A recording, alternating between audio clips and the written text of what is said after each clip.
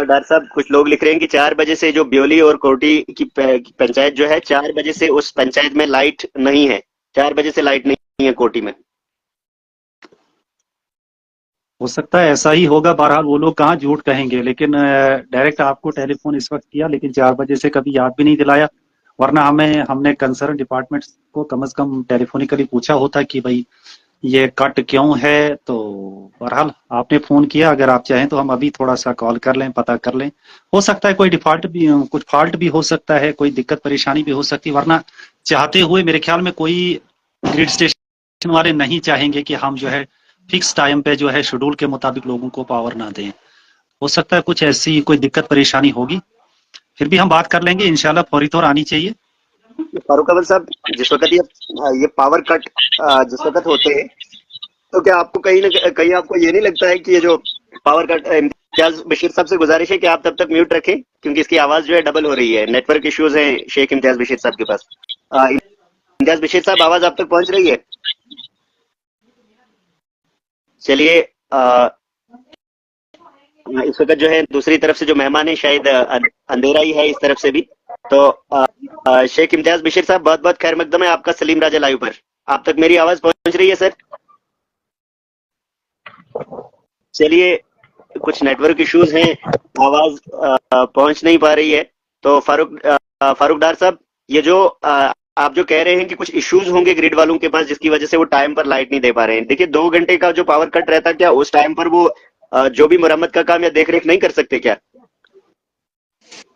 जी हाँ, कर आपकी सकते हैं, ऐसी कोई बात नहीं। परसों मैं आपको वाकया सुनाना चाहूंगा। हमारे यहाँ जो वो एक्सीडेंट हुआ था गालबन आपी हॉस्पिटल में, उस दिन थे। उस दिन जब वो डेड बॉडी, एक जो ऑन स्पॉट ही डेथ हो गई थी, और हॉस्पिटल से जब उसको यानी अपने घर जो है वापस गदियाड़ी उद्यानपुर भेजा गया था, यानी अचानक रात के 8:30 बजे जो है वो लाइन जो है वो मतलब डिस्कनेक्ट हो जाती है। जो एचटी लाइन है वहां से एक तार जो है यानी बहुत हीट होने के बाद जो वो गिर गई।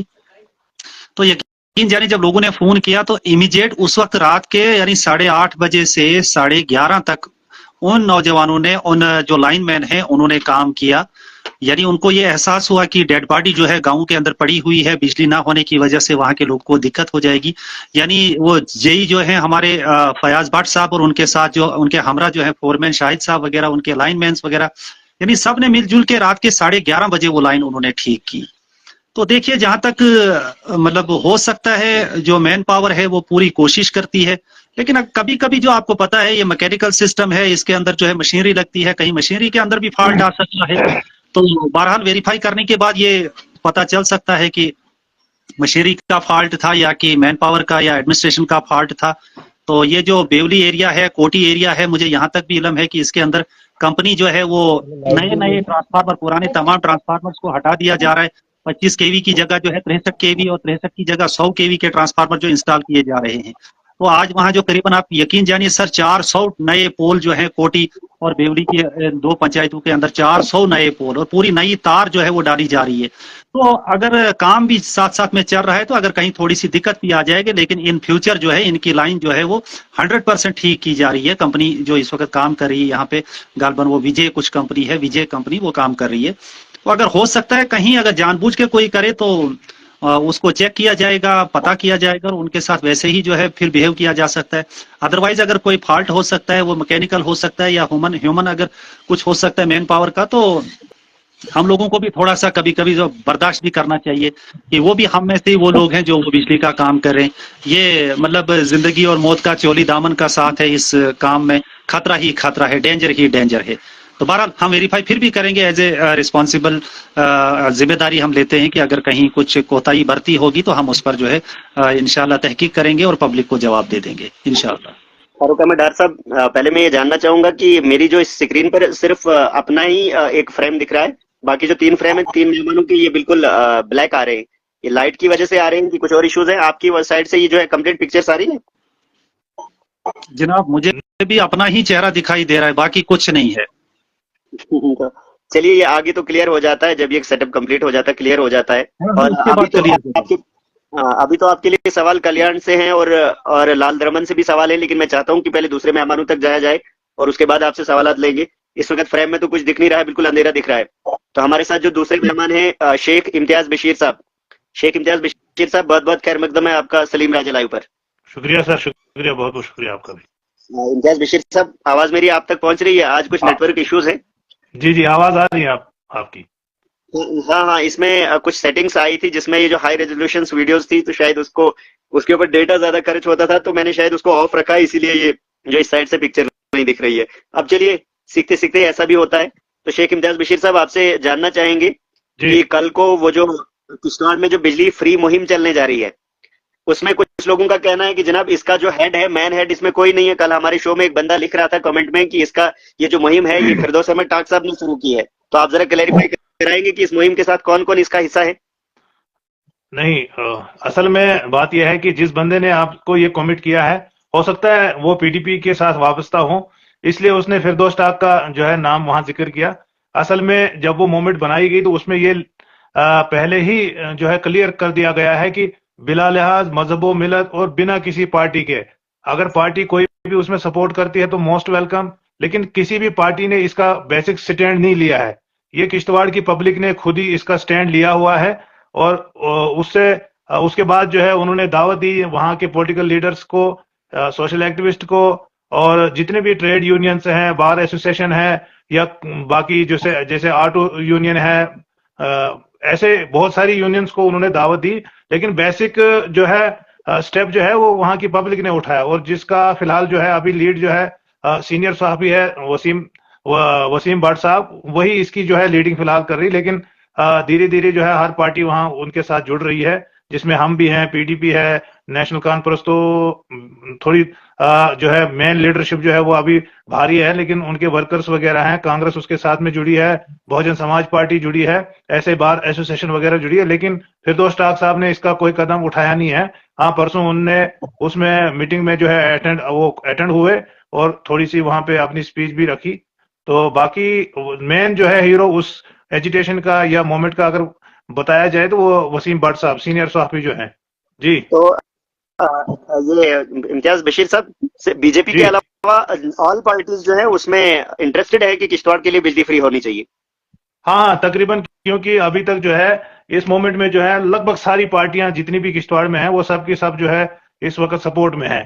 तो अभी तक जो है ग्राउंड में बीजेपी जो है बाहर दिखती नजर आ रही है, और बीजेपी अभी तक उसकी सपोर्ट में नहीं है। तो मुझे लगता है कि शायद वो जुड़ेंगे भी नहीं इस मोमेंट के साथ जी। इम्तियाज बशीर साहब, सुनने में आया है कि कल उसका शायद फिर से एक प्रोटेस्ट होने जा रहा है, इसमें जो बिजली फ्री मुहिम है। जी जी, अभी अभी उन्होंने एक मैसेज 3-4 बजे उन्होंने एक मैसेज किया था वो ये प्रेस कॉन्फ्रेंस के जरिए। तो फिर से कल इंशाल्लाह बहुत जबरदस्त पुरहुजूम जो है मूवमेंट का वहां पर आप शोरो गुल देखेंगे, और अपनी अपनी राय, अपनी अपनी डिमांड जो जो जिसको भी रखनी होगी वो वहां पे रखेगा। तो अगला मूवमेंट और अगली मीटिंग उसमें क्या डिसाइड होता है वो उसका कहना जो है वो अभी कबल वक्त होगा कि लास्ट फैसला क्या लिया जाएगा।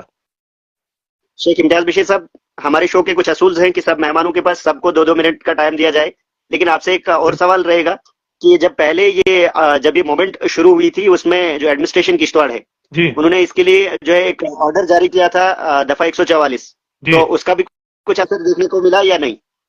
नहीं, वो भारत सेशन ने उसका जो है बाद में कोर्ट में एक किस्म की रिट पिटीशन दायर की थी।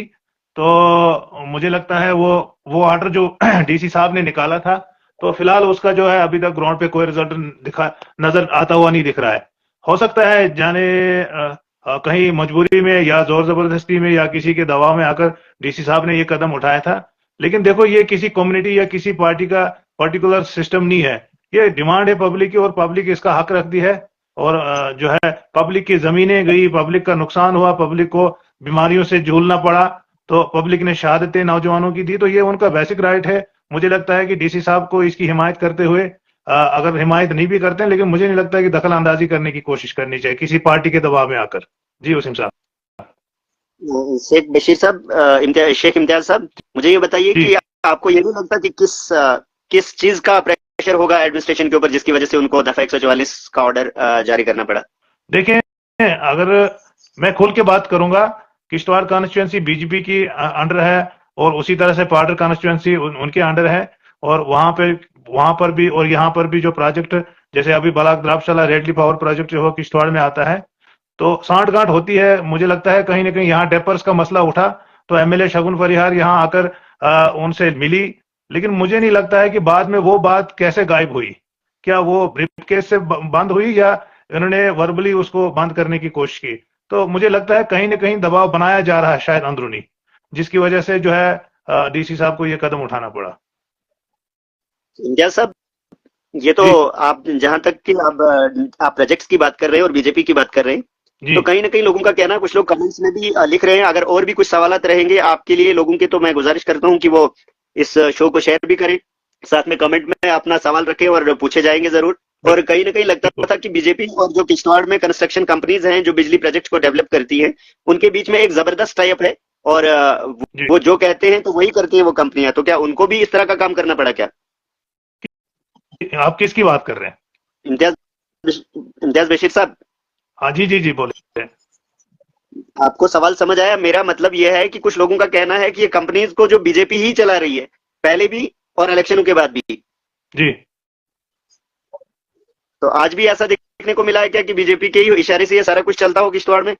यहाँ चलती है उनकी दादागिरी से। जी जी, यहाँ चलती है उनकी। देखो मैं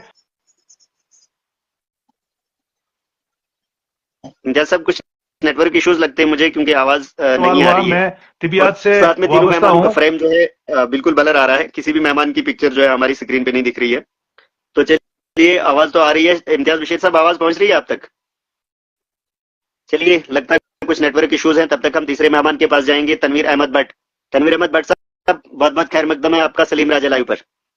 जी तनवीर शुक्रिया सलीम भाई, आपको भी सलाम और सुनने और देखने वालों को सलाम, और इम्तियाज साहब को भी मेरी तरफ से सलाम और फारूक साहब को भी मेरी तरफ से सलाम। आपको ये तनवीर अहमद भट्ट साहब,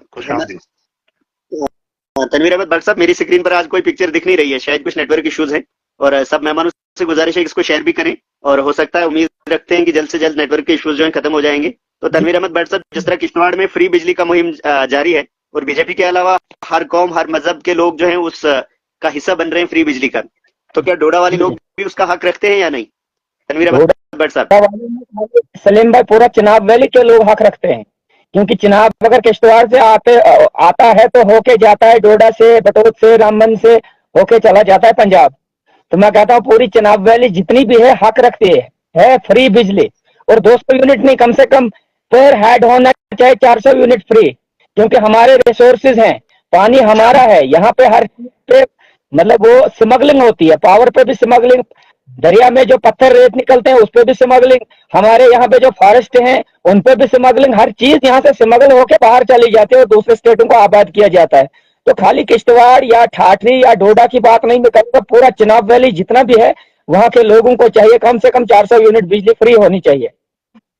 तो चलिए, तनवीर अहमद भट्ट साहब, आपने जो है, आपकी तरफ से तो हमारी तरफ से यही सवाल रहेंगे कि आपको भी इस बिजली फ्री मुहिम का हिस्सा बनने के लिए किश्तवाड़ियों के साथ देना चाहिए या नहीं? आप भी किश्तवाड़ जा सकते हैं या नहीं?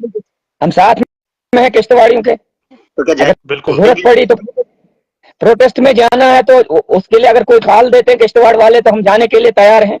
बहुत बहुत मुबारक। शेख इम्तियाज बशीर साहब, क्या आप बाहर वाले लोगों को भी उस प्रोटेस्ट में शामिल होने की गुजारिश करते हैं कि सिर्फ किश्तवाड़ पर ही महदूद रहेगा? नहीं, मैं सबसे पहले तनवीर साहब को बहुत बहुत मुबारकबाद पेश करना चाहूंगा कि चिनाब वैली से एक आवाज तो कम से कम उभरी। शुक्रिया शुक्रिया। तो चलिए, अभी हम दूसरे मेहमान की तरफ जाएंगे, इनके एरिया से काफी सवाल आते हैं। जो है बढ़ती,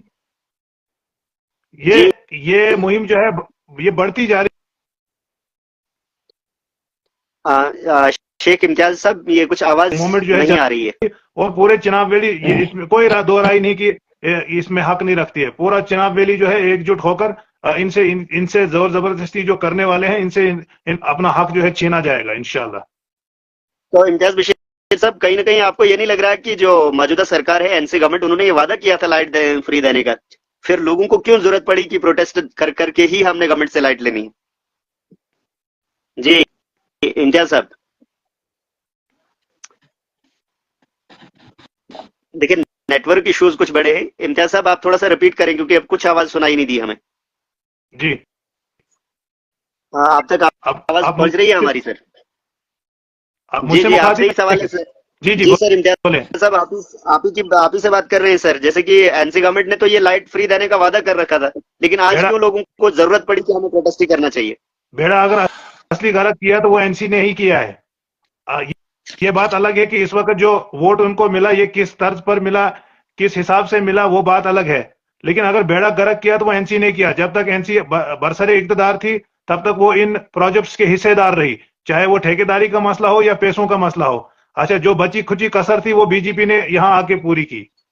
मुझे लगता है कि दोनों पार्टी जो है मिलजुल कर चिनाब वैली के लोगों के साथ बहुत ज्यादा जबरदस्ती कर रही है।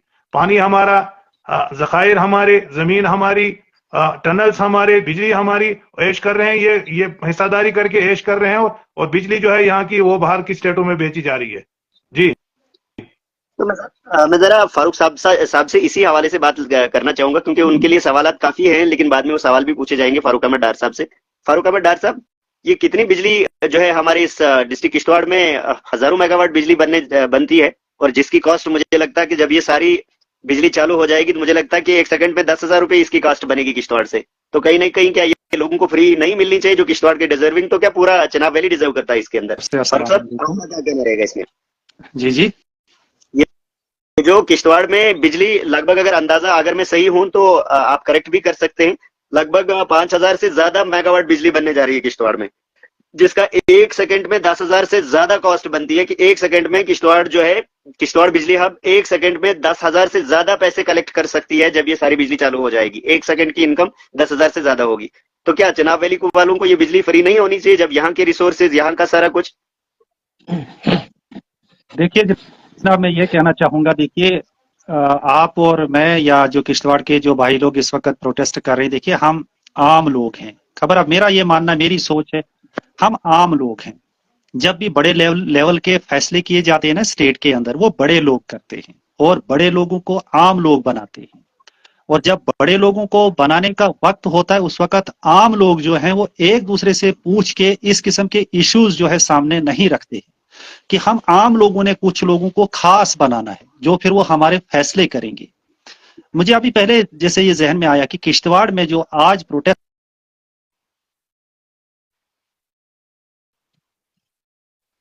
ये फारूक साहब लेफ्ट हो गई। हेलो, हाँ हाँ, जैसे ये फारूक डार साहब ये लेफ्ट हो गई। इसमें कुछ नेटवर्क इशू आ रहे हैं। मैं सोच रहा था कि उसको शायद दोबारा से ही जो है, चलिए इनकी रिक्वेस्ट और आई है शायद। नेटवर्क के काफी इश्यूज लगते हैं जिसकी वजह से ये ज्वाइन नहीं हो पा रहे हैं। थोड़ा सा समय लगेगा इनको। मैं फिर से, तारिक राजा साहब है, इनको भी ज्वाइन करने की कोशिश करेंगे। तो तब तक हम इम्तियाज साहब से ही, तनवीर साहब से जवाब लेंगे। स्मार्ट मीटर लगाने पर ये कुछ कमेंट आ रहा है, स्मार्ट मीटर लगाने पर किसी लीडर ने कोई भी बात नहीं की। तनवीर साहब जी, जहांगीर मलिक साहब कह रहे हैं कि स्मार्ट मीटर लगाने पर किसी भी रिप्रेजेंटेटर ने अभी तक बात नहीं की। कुछ उम्मीद तो हम रखते हैं। मैं बाकियों की बात नहीं करूंगा। हमारा एमएलए जो महाराज साहब है तो बात करेगा इस पे। अभी असेंबली में पहुंचेगा। मैंने परसों उस पर वो जो उसने वो तैयार किया हुआ था डेटा जो उसने असेंबली में रखना है हुकूमत के सामने, तो उसमें स्मार्ट मीटर का जिक्र था। तो बाकियों की तो उम्मीद नहीं है, क्योंकि वही लोग लगा रहे हैं जिनके हाथों में इस वक्त हुकूमत है, चाहे वो एलजी गवर्नर हो या हमारे चीफ मिनिस्टर साहब हो उमर अब्दुल्ला साहब। ये तो वही कर रहे हैं। ये मिली भगत है सारी। अब वो कहते हैं कि नहीं जी हम इसके खिलाफ है। खिलाफ कोई नहीं है। पूरी असेंबली में अगर खिलाफ है इन चीजों के कोई तो महाराज मलिक है। बाकी ये सारी मिली भगत है, किसी को अच्छा लगे या बुरा लगे। नहीं, सही बात है।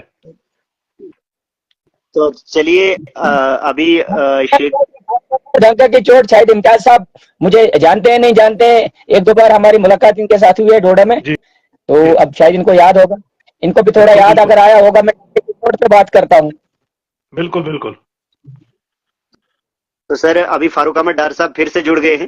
फारूक अहमद डार साहब, ये कमेंट काफी पास हो गया। ये जो कह रहे हैं कि लाल द्रमन रोड वाया बस्ती और कोटी रोड पर इलीगल माइनिंग हो रही है।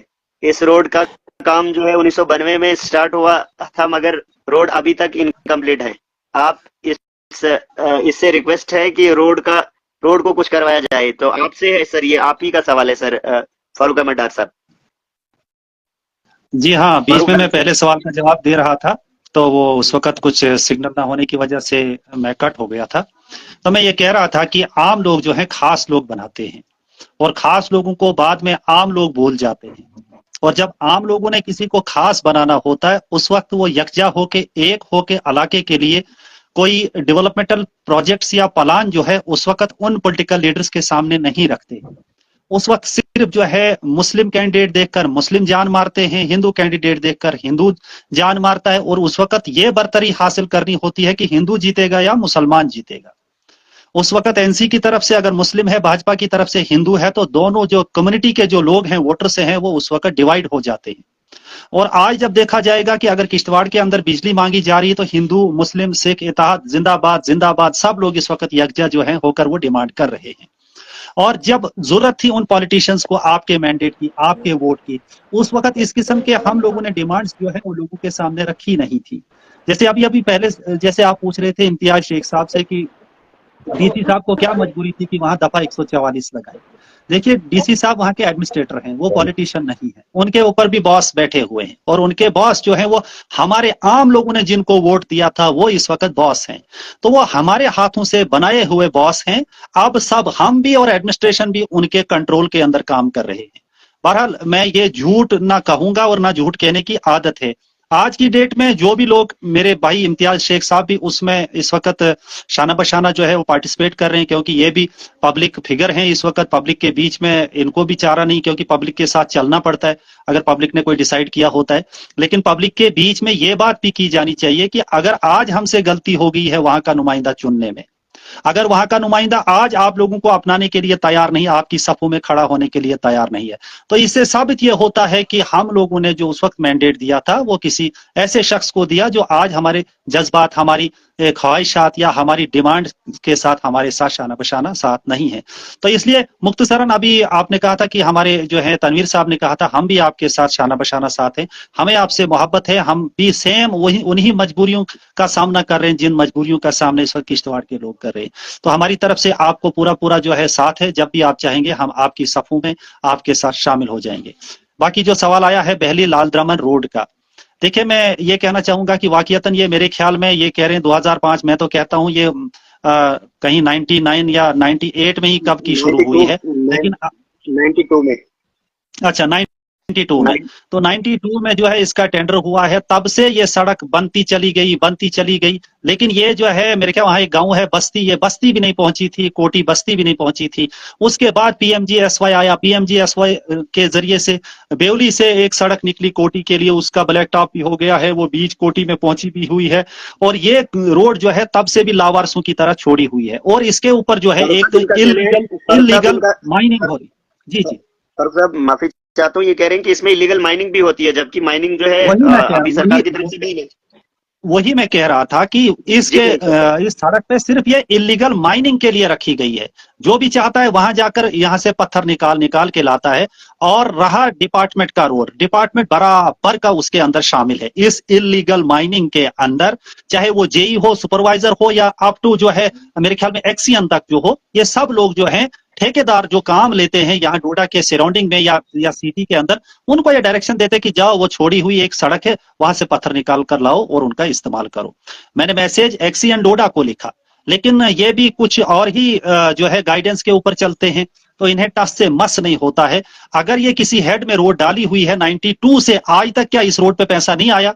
इसको PMGSY के हवाले क्यों नहीं आज तक किया गया? लेकिन ये जो है एक सोची समझी साजिश के तहत उन इलाकों को, क्योंकि कोटी एरिया जो है वो मैं कहता हूं अरसे दराज से एक कहना नहीं चाहिए था, किसी को बुरा नहीं, जिसको पिछड़ा हुआ है या बैकवर्ड एरिया भी कहा जा सकता है, वहां 90% जो तादाद है वो बेचारे मजदूर लोगों की है। वो सुबह वहां से निकल कर आते हैं शहर में, पहले तो वो पैदल वहां से आया करते थे, आज तो गाड़ी उनको मयसर है, लेकिन ये रोड जहां से गुजरती है उस इलाके में अभी भी कोई अच्छी सर्विस जो है रोड कनेक्टिविटी नहीं है। ना इस पे सोलिंग मेटलिंग की गई, ना GSB डाला गया, ना ब्लैक टॉप किया गया, बस जिसको दिल करता है, जिसको जितनी गाड़ियां पत्थर लगेंगे उस पर जाकर कर। मैंने आज सुबह एक्सियन को ये मैसेज लिखा। हाथ तो ये है कि उस शख्स ने मैसेज भी नहीं पढ़ा कि क्या हो रहा है, वो पढ़ेंगे भी क्यों? उन लोगों के मैसेज वो उठाते ही नहीं जो उनको ये कहते हैं कि आपके होते हुए यहाँ पे जो है गैर कानूनी एक धंधा चल चुका है। मैं यहाँ से एक और रोड का जिक्र करना चाहूंगा। एक GMC के लिए, गवर्नमेंट मेडिकल कॉलेज के लिए एक रोड निकली है जिसको बाईपास रोड कहेंगे, उद्यानपुर टू रई सरवला। जनाब वो 1.5 साल तक बंद रही, 1.5 साल के बाद एमएलए साहब के सामने लोगों ने दरबार में कुछ फरियाद की, शोर गुल किया कि वो रोड जी बंद पड़ी हुई, इस पर कोई जो है उसको देख नहीं रहा है, वो छोड़ी हुई रोड है जी। मुश्किल से रेस्टोरेशन एक स्टेज टेंडर होता है, एआरडी के अंदर वो रोड किसी एक कॉन्ट्रैक्टर को मिली हुई थी साल के लिए, ताकि उसको ट्रांसपोर्टेबल रखना था। उस पर काम किया, 1 महीना उन लोगों ने उस पर काम किया, सिर्फ पत्थर उठाए और वो बेचे। लेकिन स्लिप्स और स्लाइड्स जो थी वो मुश्किल से थोड़ी हटाई, और उन लोगों ने क्या किया, अब आधा ही काम करके वहां से जो है एक्सीएन साहब ने फोन किया जेई को कि बस भाई एआरडी में जितना पैसा इसके लिए था वो खत्म हो गया, इसके बाद काम करना इस पर जो है बंद कर दिया गया। हमने फोन तक किया एक्सीएन साहब को और उसके जो है एडब्ल्यू साहब, जेई साहब को, वो क्या कहते साहब नहीं मानते, इसमें पैसा नहीं, जब फिर कभी पैसा आएगा तब इस पर लगाएंगे। 1.5 साल से बंद पड़ी सड़क पे वो टेंडर क्यों नहीं लगा रही? यानी सिर्फ जो है वो यहाँ पे मिसयूज ऑफ जो है चेयर किया जा रहा है। एआरडी के अंदर बगैर किसी काम के इस वक्त पैसे निकाले जा रहे हैं। मैं ये वाजिया करना चाहता हूं, और कल की डेट में मैं एक आरटीआई जो है एक्सीएन डोडा को डालूंगा और उसको पूछूंगा कि आपने पिछले मार्च से आज तक एआरडी के अंदर, ये स्टेज टेंडर के अंदर, रेस्टोरेशन के अंदर कितना पैसा निकाला। आज सलीम साहब आप गवाह हैं, कोई बारिश पड़ी पिछले साल से आज तक? ऐसी कोई बारिश जिससे कोई सड़क खराब हुई होगी? बिल्कुल नहीं। लेकिन तो लाखों का पैसा जो है इस वक्त जो बिल बना के रखे होंगे, जिस वक्त पैसा आएगा और वो फेक जो है किया गया होगा। मैं चैलेंज के साथ कहना चाहूंगा, यहाँ जो कुछ हो रहा है इस वक्त सब कुछ इलीगल एक्टिविटीज हो रही है। जिन लोगों को जरूरत है, जिन सड़कों को ठीक किया जाना चाहिए था, उन पे कोई काम नहीं किया जा रहा है। बस सिर्फ जो है देखा जा रहा है कि हम अपनी तरक्की कैसे करेंगे। तो इसलिए मैं आवाम को भी ये क्लियर कट कह देना चाहता हूं कि आप लोगों को बजाते खुद जो है एहतियाज की सूरत में जो है नीचे आना चाहिए शहर के अंदर। मैं आपके साथ शाना बशाना साथ रहूंगा, और जिस भी सड़क पे जो है लोगों के साथ ज्यादती की जा रही है, डिपार्टमेंट सीरियसली नहीं ले रहा है, प्रोटेस्ट में मैं शामिल हो जाऊंगा, चाहे वो डीसी ऑफिस के सामने करना होगा या एससी आरएनबी के सामने करना होगा, तो हम करने के लिए तैयार हैं। क्योंकि हद हो गई है, बहुत सुना हमने और बहुत हमने इंतजार किया था कि यहाँ की एडमिनिस्ट्रेशन जो है वो यानी आराम के साथ काम करेगी, एमएलए साहब की जो भी डिमांड्स है उनको सीरियसली लेंगी, लेकिन मुझे नहीं लग रहा है कि कोई सीरियस ले रहा है। तो इसलिए मैं जो बस्ती कोटी लाल दरमन रोड जो है वहां के लोगों को ये कहना चाहूंगा, आपको जब वक्त हो, जब भी आप चाहेंगे मुझे कॉल करें, आप मंडे को आ जाएं, हम एक प्रोटेस्ट करते हैं, ताकि हम एक्सीएन आरएनबी को बता देना चाहते हैं कि आप जितना चालाक और तेज अपने आप को समझ रहे हैं, आप इस गलतफहमी में ना रहिएगा। ये आवाम जो है, आपको याद होगा शाही और रोड, भरत रोड पे जो आपके जो है वो लग रहे थे क्रैश बैरियर्स, वहां उस वक्त जो है क्या हाल हुआ था। ठीक, एमएलए साहब वापस आ रहे हैं, उस वक्त ये नहीं कहना कि आप जो है या पब्लिक जो है उस वक्त जो है आप लोगों का रिगार्ड और रिस्पेक्ट नहीं करती है, क्योंकि आप रिगार्ड और रिस्पेक्ट के लायक नहीं रखते हैं। तो इन शॉर्ट में ज्यादा वक्त ना लेते हुए ये कहना चाहूंगा, आवाम को जहां भी दिक्कत परेशानी है, आइए मैं आपके साथ शाना बशाना और पहली साफ में आपके साथ खड़ा होने के लिए तैयार हूं। आपकी परेशानी मेरी परेशानी है और आपके साथ चलने के लिए मैं हमेशा तैयार हूं। जी सर। तो चलिए, अभी जो लोग हमारे इस शो को देख रहे हैं उनसे गुजारिश है कि इसमें शेयर भी करें, और उसके बाद में भी जो लोग इस शो को देखेंगे वो कमेंट्स में जो भी सवालात रहेंगे, जिस भी चाहे वो किश्तवाड़ के सवाल हों या डोडा से सवाल रखने वाले लोग हों, तो मैं उन सवालों को कॉपी में फ्रेम करके और कल उस एरिया के जो भी रिप्रेजेंटेटिव होते हैं उनसे पूछे जाते हैं। तो हमारे साथ जो अभी तीसरे मेहमान हैं, ये जो है तारिक राजा साहब, क्योंकि अभी आज जो है मैंने इस फोन को जो है एक नई नेटवर्क सेटिंग की थी, जिसकी वजह से इसका जो है स्क्रीन पे सिर्फ मुझे अपना चेहरा दिख रहा है, बाकी कुछ नहीं दिख रहा है। मैं चाहता हूं कि बस ये जो आखिर में मेहमान जुड़े इनसे कुछ सवालात लेंगे और उसके बाद में शायद वाइंड अप करेंगे, और कल के बाद हर रोज ये 9 बजे शुरू होगा। जिस दिन ये शो शुरू नहीं होगा उस दिन हम पहले ही पोस्ट लिख देंगे कि आज ये शो नहीं होगा। तो चलिए, हमारे साथ जो तीसरे मेहमान हैं तारिक राजा साहब। तारिक राजा साहब, बहुत बहुत खैर मकदम है आपका सलीम राजा लाइव पर। जी जी, बहुत बहुत शुक्रिया सलीम राजा साहब। सबसे पहले आप सबको अस्सलाम वालेकुम। वालेकुम जी, वालेकुम सलाम। तारिक राजा साहब, आप भी किश्तवाड़ से हैं और आपकी पिक्चर तो क्लियर यहाँ दिख नहीं रही है क्योंकि नेटवर्क सेटिंग गलत हो गई इस फोन में, जिसकी वजह से सिर्फ अपनी पिक्चर्स दिख रही है मुझे, लेकिन चलिए आवाज ठीक से पहुंच रही है। हाँ, तो आवाज ठीक आ रही है, मुझे भी बस अपनी ही शक्ल दिख रही है, बाकी कुछ नहीं दिख रहा है। चलिए, टेक्निकल कोई इश्यू होगा, कल देखिएगा। तो बाकी बहुत बहुत शुक्रिया, आज आपने हमें जो है अपनी बात रखने का मौका दिया। पिछले 2-3 दिनों से हमने काफी कोशिश की थी, लेकिन कुछ इश्यू होने की वजह से हम आपसे जुड़ नहीं पाए, तो आज आपने जोड़ा, इसलिए आपका बहुत बहुत शुक्रिया। जी, इसमें कुछ नेटवर्क इश्यूज भी रहते हैं, साथ में इसमें जो भी मेहमान जुड़ने वाला रहता है उसको शेयर करना जरूरी होता है। ये फॉलो और शेयर अगर नहीं किया हो तो वो जुड़ नहीं पाते हैं। तो हाँ। तो जी तारिक साहब, ये जो किश्तवाड़ में कल दोबारा से ये प्रोटेस्ट होने जा रहा है, क्या आप भी उस प्रोटेस्ट का हिस्सा है या नहीं? आपने इंट्रोडक्शन भी ठीक से नहीं दिया हमारे व्यूअर्स को। हाँ, देखिए, मेरा नाम तारिक हुसैन है, मैं किश्तवाड़ का ही ब्लॉक द्राक्षशाला पंचायत टटानी का रहने वाला हूँ, और मैं पिछले 8-10 साल से जो है ट्रेड यूनियन को चलाता हूँ, मैं एक ट्रेड यूनियन लीडर हूँ। तो ज्यादातर जो एक्सपीरियंस है वो प्रोजेक्ट के लिए रिलेटेड है और यूनियंस के रिलेटेड। बाकी ये जो प्रोटेस्ट यहाँ पे फ्री बिजली मिशन का चल रहा है, तो इंशाल्लाह हम तो पहले से ही उसमें हिस्सा ले रहे हैं और कल की डेट के लिए भी जो है उन लोगों ने इनवाइट किया है। इंशाल्लाह हम जरूर जाएंगे, क्योंकि जब भी किश्तवाड़ की बात आएगी, किश्तवाड़ लोगों की बात आएगी, तो हम तो इंशाल्लाह हमेशा उसमें खड़े रहेंगे।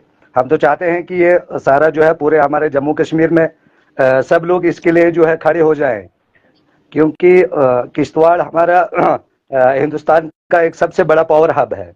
तो ये हमारे राइट है, इसके लिए हम चाहते थे कि हम इसमें जो है पूरा जम्मू कश्मीर जो है इसमें हिस्सा ले और ये फ्री बिजली मिशन जो है ये सब जगह जो है इसके लिए लोग लड़े। तो चलिए, अब किश्तवाड़ से शुरू हुआ है, इंशाल्लाह आगे आगे बाकी भी जगहों पे होगा।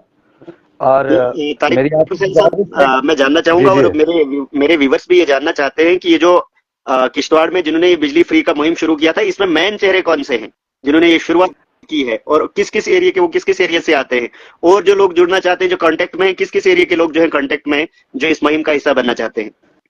देखिए, ये हमारे एक वसीम साहब हैं यहाँ किश्तवाड़ से, जिन्होंने इसका आगाज किया है। और जब स्टार्टिंग में इन्होंने शुरुआत की थी तो इन लोगों ने हमें इनवाइट किया था, हम गए थे वहाँ पे। और उसके बाद जो है इन्होंने एक कमेटी भी तश्कील दी है, एक कोऑर्डिनेशन कमेटी तैयार की है।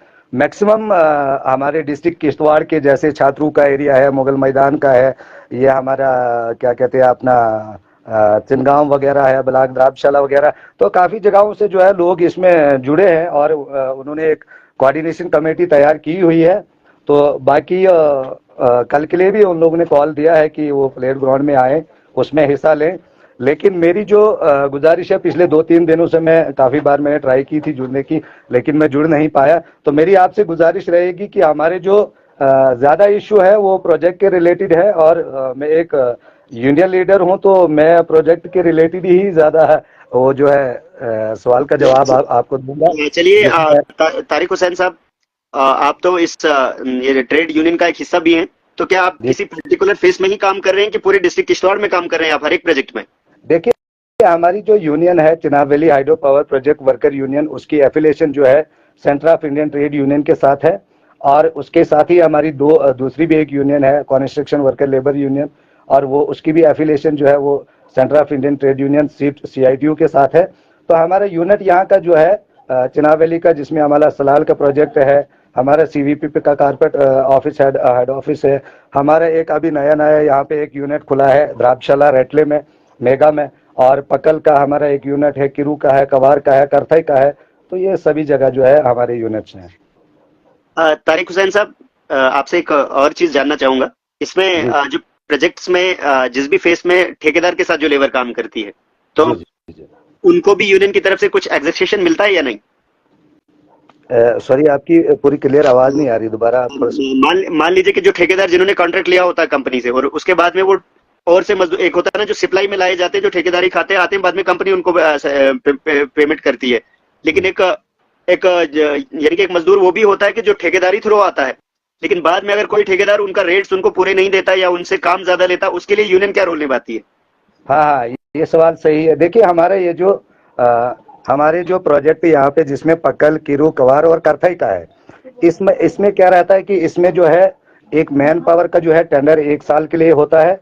उसमें पे जो है वो कॉन्ट्रैक्टर ही करता है, पे बराबर कॉन्ट्रैक्टर ही करता है। लेकिन उसमें जैसे जो शेड्यूल एक बना रहता है, जैसे अभी यहाँ पे सेंटर वेजेस जो है हमारे यहाँ CVP में इम्प्लीमेंट हुआ है 2022 एंडिंग में, तो वो वेजेस वो मिनिमम वेजेस के हिसाब से ही वो जो है कॉन्ट्रैक्टर पेमेंट करता है। उसमें कोई कम ज्यादा नहीं रहता, वो बराबर पेमेंट करता है। मतलब कि जो कंपनी के वर्कर्स को पेमेंट होती है वही पेमेंट कॉन्ट्रैक्टर वर्कर्स को भी होती है? नहीं, ये अलग अलग वेजेस है। देखिए, जैसे यहाँ पे अभी जैसे JP काम कर रही है, LNT काम कर रही है, एफकॉन है, जैसे मेगा इंजीनियरिंग है, तो इनका रेट जो है वो अलग है।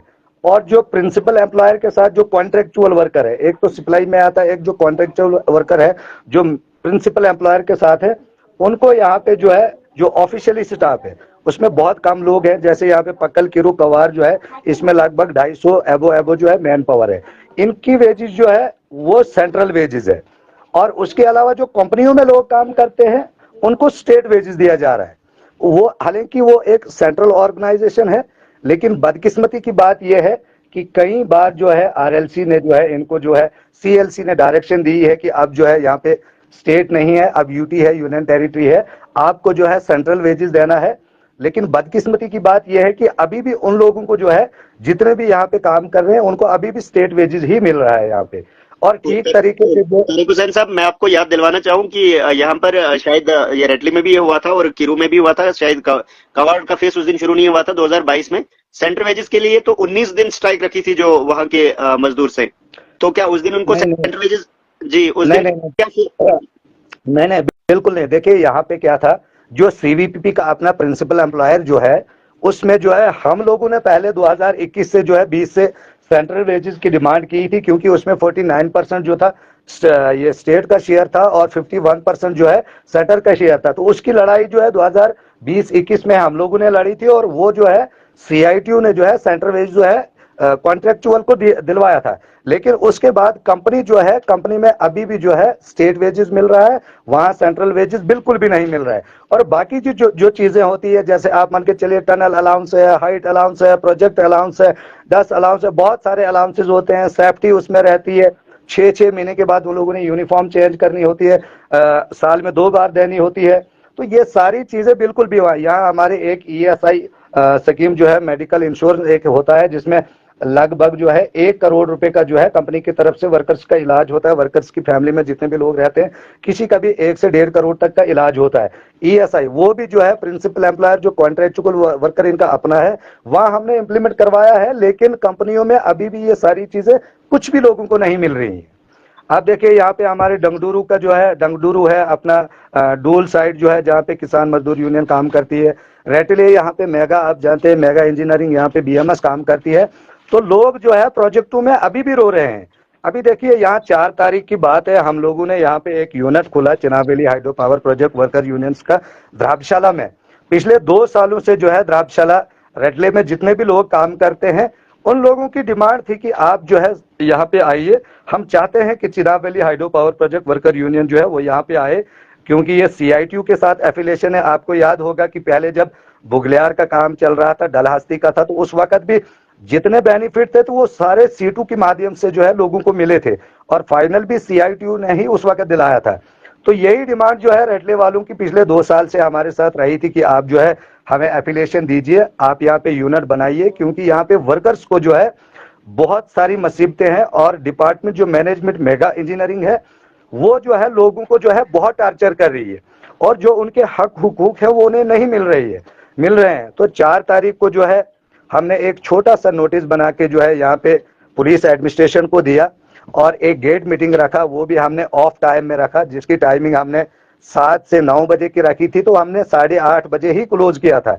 एक यूनिट हमने वहां पे तैयार किया, उनको एफिलिएशन दी, लगभग 47 लोगों की वर्कर्स की हमने लीडर्स की वहां पे जो है एक कमेटी तश्कील की, एक इलेक्शन, छोटा इलेक्शन नहीं, ऐसे ही टेम्परेरी जो है हमने एक वहां पे कमेटी बनाई 47 लोगों की।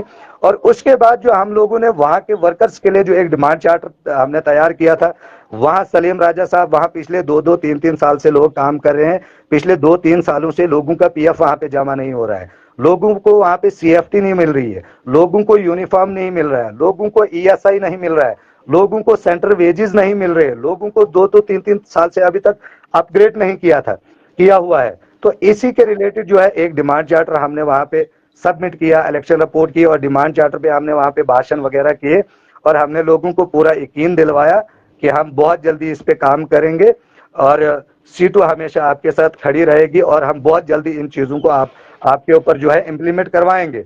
लेकिन बदकिस्मती की बात है, 4 तारीख जो ही हम वहां से आए, तो 5 तारीख को जो है कंपनी ने हमारे ऊपर FIR लगा दी, जिसमें हमारे डिस्ट्रिक्ट के 4 लीडर थे, हमारे डिस्ट्रिक्ट के सीनियर वाइस प्रेसिडेंट थे, डिस्ट्रिक्ट के हमारे एक डिस्ट्रिक्ट के हमारे सेक्रेटरी थे, एक सीनियर वाइस प्रेसिडेंट थे, और मैं खुद भी हूँ, एक स्टेट कमेटी मेंबर भी हूँ, और डिस्ट्रिक्ट का सीनियर वाइस प्रेसिडेंट, और चिनाब वैली का hydro power project worker unions का जनरल सेक्रेटरी, जिसमें पक्कल, किरू, कवार, करथई आता है, और द्राबशाला यूनियन का एडवाइजर भी हूँ।